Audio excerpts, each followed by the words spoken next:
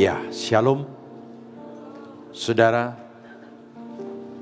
perjalanan kita bersama dengan Tuhan sudah cukup jauh. Kita akan diperiksa oleh firman Tuhan. Dan sadarkah saudara bahwa kita di dunia ini hanya sementara.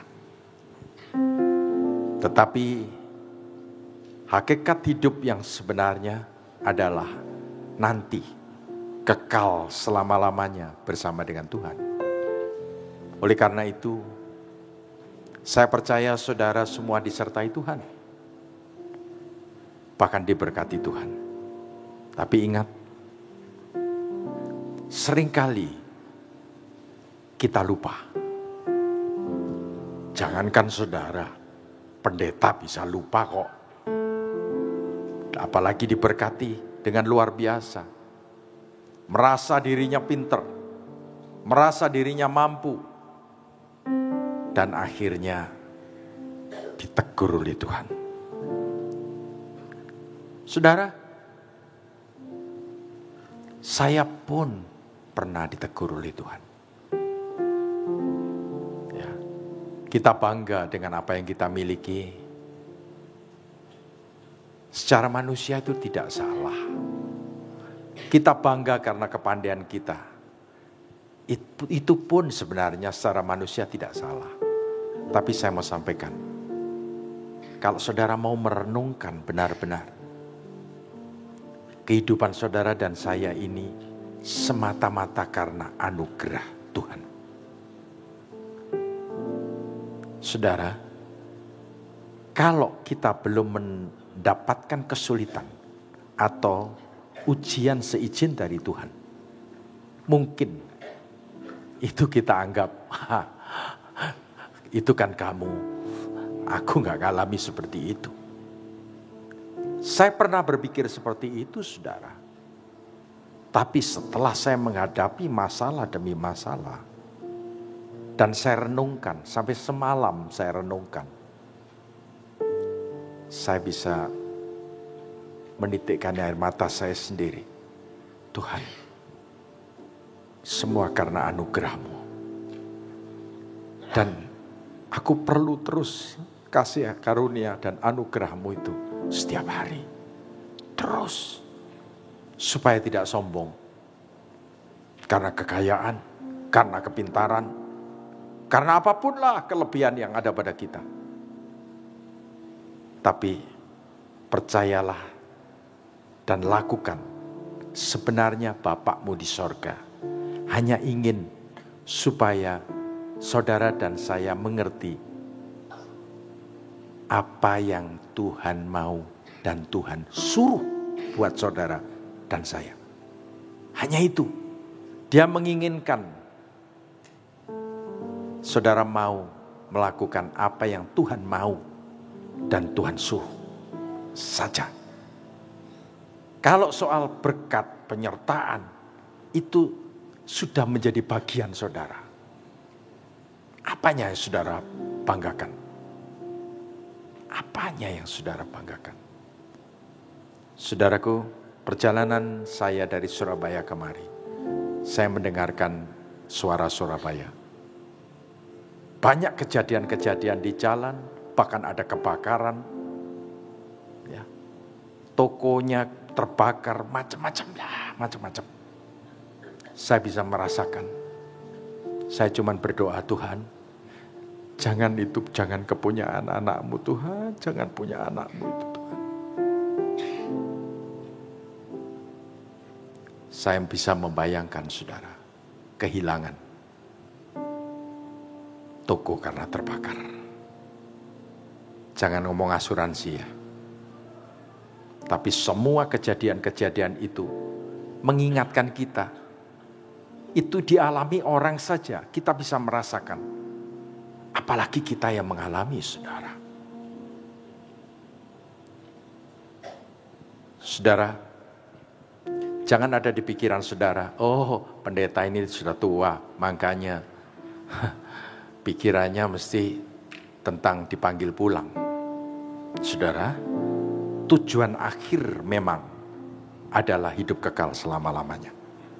Saya berdoa semua saudara, bersama dengan keluarga, sukses di bumi dan sukses di sorga bersama dengan Tuhan. Segala puji hormat kemuliaan bagi Yesus Kristus Tuhan. Amin. Nah, mari sekarang kita akan belajar akan firman Tuhan.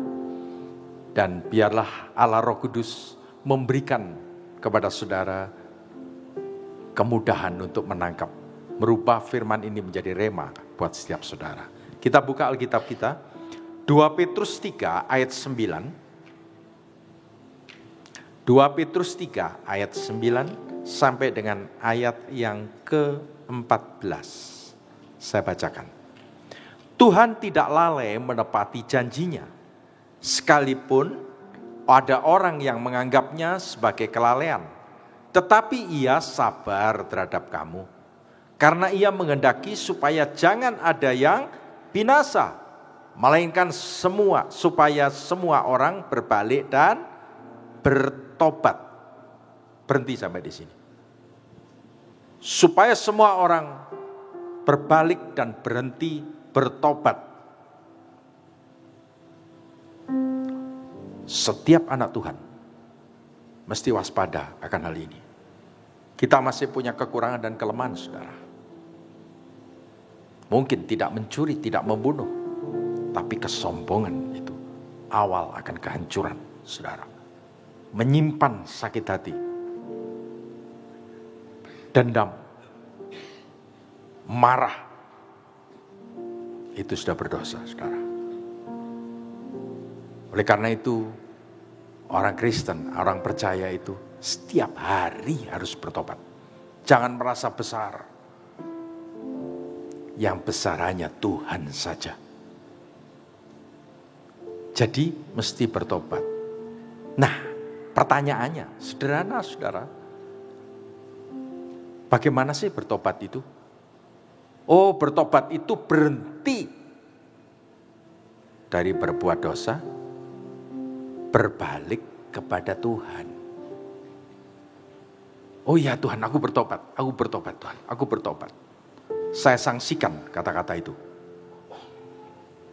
Dari mimbar ini, Tuhan mengajarkan seperti anak bungsu. Itu perumpamaan, saudara. Yang diumpamakan anak bungsu itu siapa? Yang diumpamakan seperti anak bungsu itu adalah saya dan saudara. Dan langkah pertobatannya jelas. Anak bungsu bangga dengan kekayaannya. Anak bungsu bangga karena bisa melakukan semua dengan apa yang diterima dari bapaknya. Berfoya-foya, bisa beli macam-macam. Wah, sudah. Siapa yang tidak mau kaya, saudara? Semua ingin kaya. Anak bungsu ini perumpamaan. Yang diumpamakan adalah saya dan saudara. Dan apa yang terjadi? Habislah dia. Sampai dia tidak bisa makan. Ampas babi pun tidak bisa makan dia. Nah, di sini perhatikan. Langkah pertobatan yang benar itu. Pikirannya sadar. Iya ya. Salah aku. Perasaannya mulai menyesal. Kenapa aku berbuat begini? Kenapa aku berbuat begini? Macam-macam itu, saudara. Kenapa aku berbuat begini? Nyesel. Ya wis, aku balik kepada Tuhan. Kehendaknya kembali kepada Tuhan. Pada waktu kembali kepada Tuhan kehendaknya, saya mau tanya, yang lari saudara apa Tuhan yang datang kepada saudara? Tuhan yang lari menjemput saudara. Saya ulangi, pikirannya sadar. Iya ya, aku ini sombong. Oh iya ya, aku ini bodoh. Oh iya ya, aku ini telah berdosa melakukan 1, 2, 3, 4. Nyesal. Ya Tuhan, nyesal aku Tuhan. Upah dosa apa, saudara? Maut. Ingat itu. Perasaannya menyesal. Kenapa aku berbuat dosa ini? Lalu kehendaknya kembali. Pada waktu saudara kembali, bapakmu lari menjemput. Dia hadir di tempat ini. Dia dekat dengan saudara. Hadiratnya ada di tempat ini. Firman itu menasihati saya dan menasihati saudara. Agar kita selamat. Dia cinta akan saudara. Seperti saudara memiliki satu barang yang berharga, saudara jaga dengan baik. Itulah Bapak. Pikirannya sadar. Perasaannya menyesal. Kehendaknya kembali. Dan dia lari, menjemput dan dipeluk. Pada waktu itulah mengaku, Bapa, aku telah berdosa kepada Bapa dan kepada sorga. Dan apa yang terjadi? Langsung jubahnya diganti dengan jubah baru. Apa artinya itu? Kesalahan itu sudah diampuni. Tidak diingat-ingat lagi dosa dan kesalahannya. Diberi cincin baru adalah kuasa. Dikembalikan kuasa itu. Dan yang luar biasa, dipestakan. Saudaraku yang dicintai Tuhan, jangan menunggu saudara habis. Jangan menunggu. Jika engkau memang ada dosa, cepat. Kapan? Hari ini. Saat ini. Keluar nanti, semua sudah beres. Yang setuju katakan amin. Ada yang mengatakan, alah dosa saya kecil Pak, cuman bohong. Ya, minta ampun. Aku cuman sombong, cuman tidak terasa kesombongan itu. Karena sombong itu tidak terasa saudara. Hati-hati. Ya, puji Tuhan. Mari saya lanjutkan. Ayat 10 dari 2 Petrus 3. Tetapi hari Tuhan akan tiba seperti pencuri. Pada hari itu langit akan lenyap dengan gemuruh yang dahsyat. Dan unsur-unsur dunia akan hangus dalam nyala api. Dan bumi dan segala yang ada di atasnya akan hilang lenyap. Ayat 11, 12 kita baca sama-sama. 2, 3. Jadi jika segala sesuatu ini akan hancur secara demikian, betapa suci dan salehnya kamu harus hidup. Yaitu kamu yang menantikan dan mempercepat kedatangan hari Allah. Pada hari itu langit akan binasa dalam api dan unsur-unsur dunia akan hancur karena nyalanya. Pasti terjadi. Ini sudah akhir zaman, saudara. Pasti terjadi. Saudara tidak usah takut, tak usah gentar. Takutlah kepada Tuhan. Saya percaya, dunia ini berakhir. Saudara dan saya akan hidup kekal selama-lamanya bersama dengan Yesus. Berikan kemuliaan untuk Tuhan Yesus. Amin. Nah, yang repot ini yang sementara ini loh. Jangan sampai gagal. Lalu Tuhan mengatakan, "Anyalah engkau si pembuat kejahatan. Aku tidak mengenal." Berontak, saudara. Loh, saya sudah nyumbang gereja loh. Saya sudah melayani. Sudah tumpang tangan atas orang sakit sembuh. Sudah bernubuat dan sebagainya. Siapa kamu? Aku tidak kenal kamu. Nyalah kau si pembuat kejahatan. Nah inilah saudara. Kita sudah lakukan semuanya menjadi sia-sia. Oleh karena itu firman itu datang kepada saya dan saudara. Puji Tuhan. Ayat 13 saya lanjutkan. Dari 2 Petrus 3 tadi. Tetapi sesuai dengan janjinya, kita menantikan langit yang baru dan bumi yang baru, di mana terdapat kebenaran. Sebab itu saudara-saudaraku yang kekasih, sambil menantikan semuanya ini, perhatikan, kamu harus berusaha supaya kamu kedapatan tak bercacat dan tak bernoda di hadapannya dalam perdamaian dengan Dia. Perhatikan saudara. Saya bersyukur firman yang cukup keras ini datang kepada saya dan saudara. Oleh karena itu, tidak ada satupun yang luput dijamah oleh firman ini. Semua pernah salah. Semua pernah salah. Oleh karena itu, pertobatan itu tiap hari. Mungkin saudara tidak terasa berbuat salah, menyakiti orang lain. Koreksi diri. Tuhan, ampuni aku. Ampuni aku Tuhan. Nah, saudara, ada kekuatan yang luar biasa di dalam diri saudara. Yang menolong saudara untuk luput. Betul. Jangan kecil hati. Jika ada di antara saudara yang saat ini sedang mengalami masalah. Mungkin putramu. Mungkin anakmu. Mungkin itu juga anakku. Mungkin saudaramu. Yang banyak kita doakan, tapi belum terjawab. Mungkin usaha. Bisnis.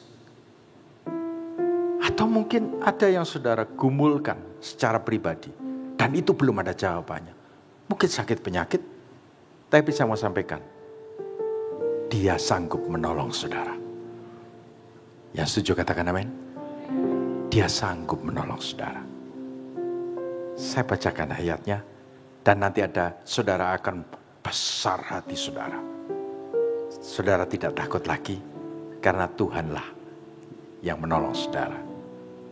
2 Petrus 1 ayat 3.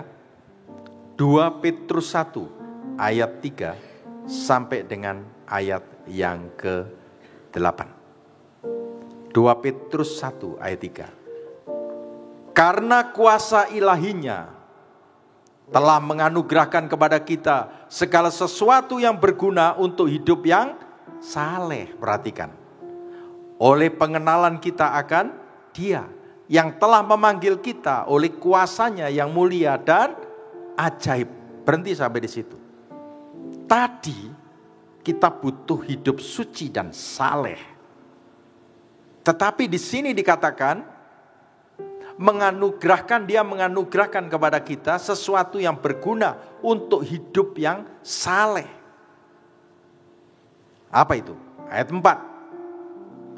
Dengan jalan itu, Ia, Tuhan Yesus, telah menganugerahkan kepada kita janji-janji yang berharga, yang sangat besar, supaya olehnya kamu boleh mengambil bagian dalam kodrat ilahi dan luput dari hawa nafsu duniawi yang membinasakan dunia. Justru karena itu kamu harus dengan sungguh-sungguh berusaha untuk menambahkan kepada imanmu kebajikan, kepada kebajikan pengetahuan, kepada pengetahuan penguasaan diri, kepada penguasaan diri ketekunan, dan kepada ketekunan kesalehan, dan kepada kesalehan kasih akan saudara-saudara, dan kepada kasih akan saudara-saudara, kasih akan semua orang. Sebab apabila semuanya itu ada padamu dengan berlimpah-limpah, kamu akan dibuatnya menjadi giat dan berhasil dalam pengenalanmu akan Yesus Kristus Tuhan kita. Berikan kemuliaan untuk Tuhan Yesus. Ada kodrat ilahi di dalam saudara. Ada kodrat manusia juga. Mana yang lebih besar? Ia harus semakin besar. Tapi kodrat manusia harus semakin kecil. Nah, kodrat ilahi inilah yang luar biasa. Yang berperan adalah Allah Roh Kudus di dalam saudara. Dia lebih dekat daripada baju yang saudara pakai.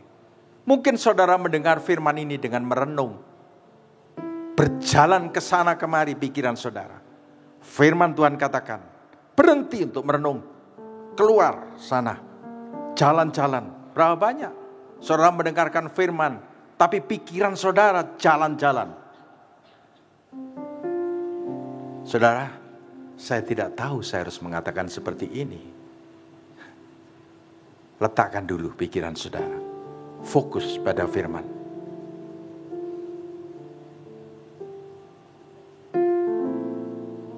Tuhan tahu saudara, Tuhan lihat hati saudara. Apa yang ada di dalam hati saudara, Tuhan tahu. Tuhan tidak melihat apa yang dilihat manusia, tapi Tuhan melihat hati saudara dan saya. Dia cinta. Karena cintanya kepada saudara, diingatkan bahwa di dalam diri saudara ada kodrat ilahi.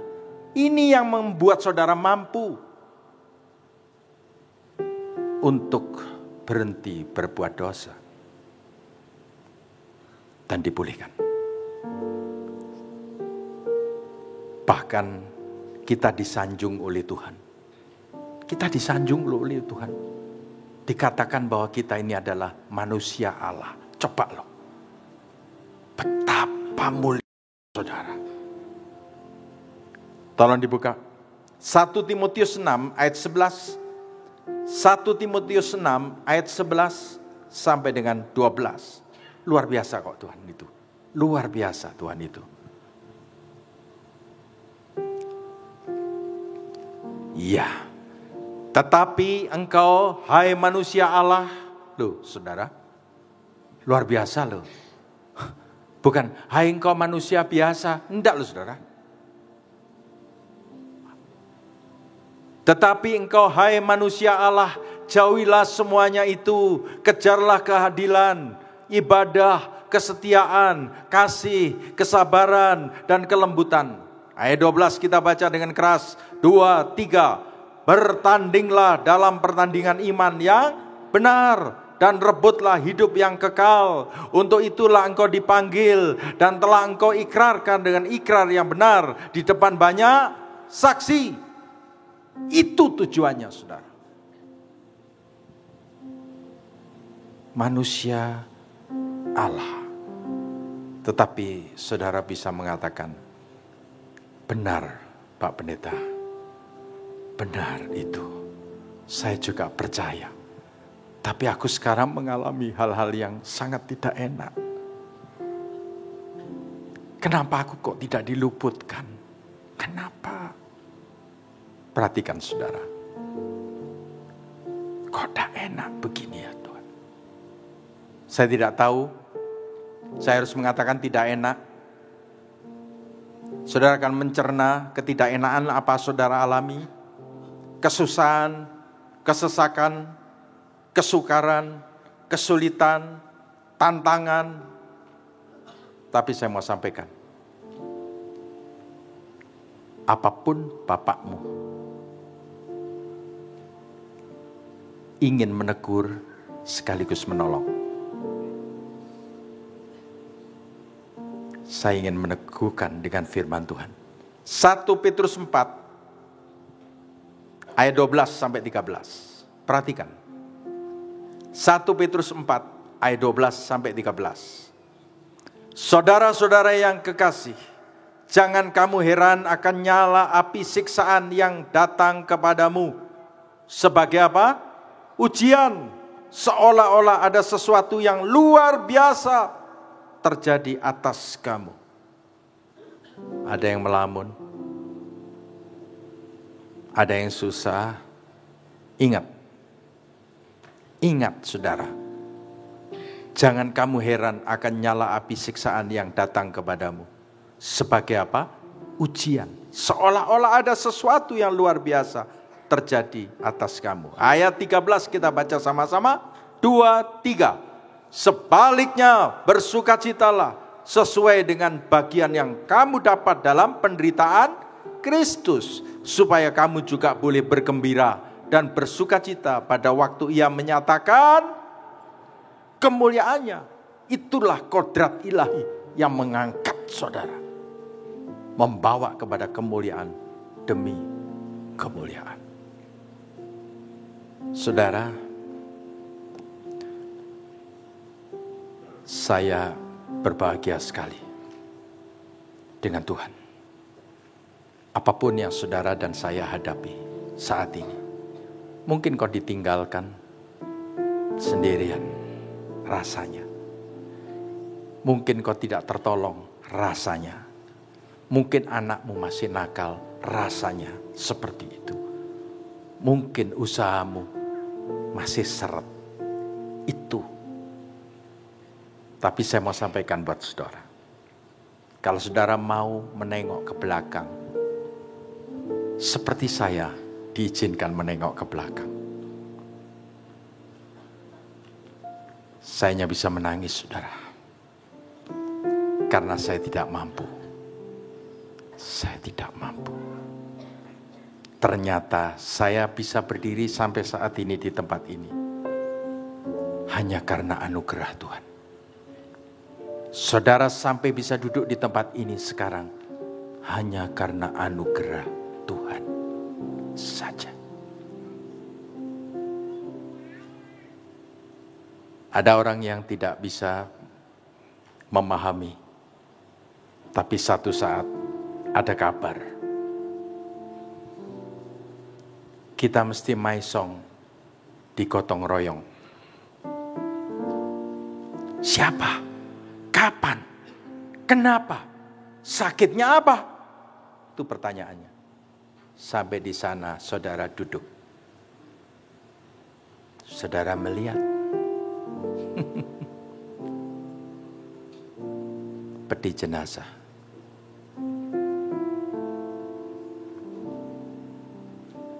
Saudara kamu ucap syukur nanti. Sungguh. Saya sudah berkali-kali, saudara. Saya sudah berkali-kali dalam posisi itu. Saya hanya mengucap syukur, Tuhan terima kasih. Masih kau berikan hidup. Terima kasih Tuhan. Semua karena anugerah-Mu. Semua karena anugerah-Mu. Apa yang saudara banggakan? Apa yang saya banggakan? Semua milik Tuhan. Dia yang memberi, dia bisa mengambil. Tapi jika kita punya kodrat ilahi, kita disayang Tuhan. Kita menurut dengan Dia. Bahkan Dia memurnikan kita seperti memurnikan emas. Dia rindu saudara ini semakin hari semakin dewasa. Dulu anak-anak hanya bisa makanan-makanan susu. Khotbah-khotbah yang hanya menghibur saja. Tidak menemplak. Tidak mengingatkan. Tidak membongkar dosa. Tidak kaget kalau ada begitu. Karena masih belum dewasa. Tapi ini waktunya singkat, saudara. Kita mesti sadar bahwa Tuhan itu sedang memurnikan saudara. Membawa saudara seperti seorang yang mendulang, yang memurnikan emas. Saya ingat saudara, saya baca dulu firman-Nya. Yaitu di dalam Maleakhi 3 ayat 3 sampai 4 saya bacakan. Maleakhi 3 ayat 3 sampai 4. Saya bacakan. Ia, Tuhan Yesus, akan duduk seperti orang yang memurnikan dan mentahirkan perak. Dan ia mentahirkan orang Lewi, menyucikan mereka seperti emas dan seperti perak. Supaya mereka menjadi orang-orang yang mempersembahkan korban yang benar kepada Tuhan. Maka persembahan Yehuda Yerusalem akan menyenangkan hati Tuhan. Seperti pada hari-hari dulu kala. Seperti tahun-tahun yang sudah-sudah. Perhatikan. Dia memurnikan saudara. Dengan api. Diuji. Dulu saudara tidak ada pengukur emas dengan karat. Berapa karat. Kalau di toko-toko sekarang itu 85%, 90%, ada yang 50%. Ya toh? Tapi dulu tidak ada. Begitu dipanaskan saudara. Maka kotorannya itu akan keluar, dipinggirkan. Seperti itu kehidupan saudara. Dan caranya, yang membersihkan ini, itu menunjukkan mukanya begini.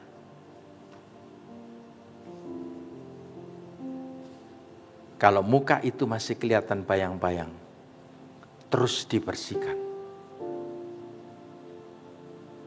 Galatia 2 ayat 20 dikatakan, hidupku bukan aku lagi, tapi Kristus yang hidup di dalam aku. Tirukan saya, hidupku bukan aku lagi, tetapi Kristus yang hidup di dalam aku. 1, 2, 3. Hidupku bukan aku lagi, tetapi Kristus yang hidup di dalam aku. Nah, dimurnikan saudara. Sampai dilihat Kristus nyata di situ. Bening seperti kaca. Emas itu, kuning. Emas murni. Dan yang menyucikan, memurnikan tadi, mengkaca. Yesus nyata di dalam emas itu. Ya, digambarkan emas itu adalah saudara. Saudara dan saya. Waktu dimurnikan ternyata Kristus nyata di dalam saudara. Hidupku bukan aku lagi, tetapi Kristus yang hidup di dalam aku. Oleh karena itu saudara, kerjakanlah keselamatanmu dengan takut dan gentar. Setiap hari. Dia cinta kepada saudara dan saya. Nah saudara, lalu tentunya saudara akan kontradiksi dengan apa yang saudara alami sekarang. Saudara kadang-kadang sulit untuk bisa menerima. Pak, tapi ini tidak berhenti-berhenti Pak. Terus saya alami seperti ini. Saya katakan, Allah turut bekerja dalam segala sesuatu untuk mendatangkan kebaikan bagi saudara dan saya yang mengasihi Dia. Amin. Oleh karena itu ayo nurut saudara. Nurut. Kalau nurut sama Bapak itu enak. Cepat lulusnya. Jangan dibantah. Jangan melawan. Ayo, nurut. Sampai-sampai ada satu pernyataan yang luar biasa yang saudara nanti akan rasakan. Apa yang terjadi dalam diri saudara itu. 2 Korintus 4 ayat 7. Saya senang sekali. Firman ini membongkar semua kehidupan kita. Menuntun ke arah apa yang Tuhan mau dan Tuhan suruh. 2 Korintus 4 ayat 7. Tetapi harta ini kami punyai dalam bejana tanah liat kita ini. Supaya nyata bahwa kekuatan yang melimpah-limpah itu berasal dari Allah. Bukan dari diri kami. Apa yang saudara sombongkan? Semua dari Tuhan. Ayat 8. Dalam segala hal kami ditindas namun tidak terjepit. Kami habis akal namun tidak putus asa. Kami dianiaya namun tidak ditinggalkan. Kami dihempaskan namun tidak binasa. Kami senantiasa membawa kematian Yesus di dalam tubuh kami. Supaya kehidupan Yesus juga menjadi nyata dalam tubuh kami. Sebab kami yang masih hidup ini terus-menerus diserahkan kepada maut karena Yesus. Supaya juga hidup Yesus menjadi nyata di dalam tubuh kami yang fana itu. Yang setuju katakan amin. Nah saudara, inilah kenyataan hidup kita. Bahwa kodrat ilahi ini luar biasa. Dia mengajar kita seperti Bapak mengajar anaknya. Kalau Bapak di dunia ini mengajar anaknya sementara, dalam waktu yang sementara. Lebih-lebih Bapak segala roh. Dari segala roh. Mendidik saudara. Supaya saudara kedapatan hidup benar di hadapannya. Memang tiap-tiap pengganjaran pada waktu diberikan tidak mendatangkan sukacita, tetapi duka cita. Tetapi kemudian ia menghasilkan buah kebenaran, memberikan damai kepada mereka yang dilatih oleh Bapaknya. Sekarang saudara sedang dilatih oleh Tuhan. dengan masalah-masalah. Kecuali dosa loh ya. Kalau dosa cepat bertobat. Dan Tuhan itu sayang kepada saudara. Pasti anugerahnya sudah disediakan. Pengampunan sudah disediakan. Hanya membayar dengan pertobatan saja. Apa itu pertobatan? Berhenti berbuat dosa, berbalik kepada Tuhan. Apa langkahnya? Pikirannya sadar, perasaannya menyesal.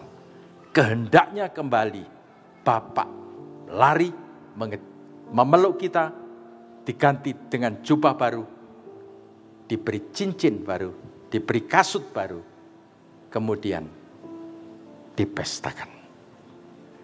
Dan itulah saudara dan saya. Saya rindu saudara bisa menangkap firman ini. Cukup keras saudara, cukup keras. Tapi biarlah ini merupakan satu tanda cinta Bapa kepada saudara hari ini. Kepada saudara. Ayat yang terakhir. 2 Petrus 1. 2 Petrus 1. Ayat 10 sampai 11. Setelah itu saya akan berdoa buat saudara. 2 Petrus 1 ayat 10 sampai dengan 11. Saya minta worship leader, pemain musik kembali ke tempat. Karena itu saudara-saudaraku, berusahalah sungguh-sungguh supaya panggilan dan pilihanmu makin teguh. Sebab jikalau kamu melakukannya, kamu tidak akan pernah tersandung. Dengan demikian, kepada kamu akan dikaruniakan apa? Hak penuh untuk memasuki kerajaan kekal, yaitu kerajaan Tuhan, Juru Selamat kita, Yesus Kristus Tuhan. Itulah akhirnya. Saya percaya saudara mungkin lelah di dalam perjalanan hidup. Jangan lelah saudara. Kodrat ilahi ada pada saudara. Dia sedang melatih saudara. Seperti Bapak melatih anaknya. Mengajar juga anaknya. Berikan hatimu lebih lembut lagi. Jangan takut. Jangan gelisah. Bapakmu cinta. Oleh karena itu engkau dijagai. Bukan hanya susu yang diberikan. Tapi makanan keras hari ini. Sehingga saya dan saudara akan masuk dalam rancangannya yang indah. Hidup kekal selama-lamanya bersama dengan Dia.